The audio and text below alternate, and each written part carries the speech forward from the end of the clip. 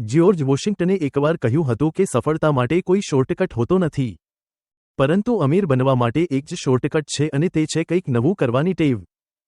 જુઓ, વાત એકદમ સ્પષ્ટ છે કે રેસ્ટોરન્ટ્સ પહેલાં પણ ચાલતા જ હતા, પરંતુ ઝોમેટો અને સ્વિગી આવ્યા. તેમણે કંઈક નવું વિચાર્યું અને આપણી ખાવા પીવાની દુનિયા બદલી નાખી. ચશ્મા પહેલાં પણ વેચાતા જ હતા, પણ લેન્સકાર્ટરે કંઈક નવું વિચાર્યું અને આખું બજાર બદલી નાખ્યું. ટેક્સીઓ પહેલાં પણ ચાલતી હતી, પણ ઓલા અને ઉબરે કંઈક અલગ વિચાર્યું અને મુસાફરીની દુનિયા બદલી નાખી. અને જુઓ, જ્યારે આખી દુનિયા કોમ્પ્યુટર હાર્ડવેર પાછળ દોડી રહી હતી, ત્યારે બિલ ગેટ્સ સોફ્ટવેર બનાવીને વેચવા લાગ્યા. તેમણે સાવ અલગ વિચાર્યું અને તેઓ દુનિયાના સૌથી અમીર માણસ બની ગયા. જેફ બેઝોસના મનમાં ઇન્ટરનેટ પર પુસ્તકો વેચવાનો એકદમ નવો વિચાર આવ્યો અને જુઓ આજે તેઓ ક્યાં છે. ડોમિનોઝના માલિકે વિચાર્યું કે પિઝાની હોમ ડિલિવરી થવી જોઈએ. તમે ઘરે બેઠા બસ ઓર્ડર કરો અને અમે 30 મિનિટમાં તમને ડિલિવરી આપીશું. આખા ખેલને જ બદલી નાખ્યો.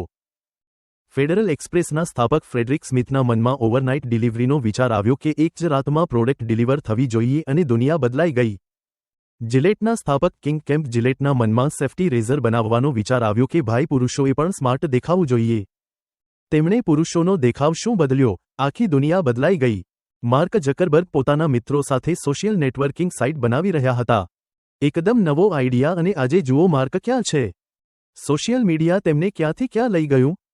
તો સીધી સમજવા જેવી વાત એ છે કે નવું વિચારવું એ આ વર્ષે અમીર બનવાની દિશામાં તમારું પહેલું પગલું હોઈ શકે છે.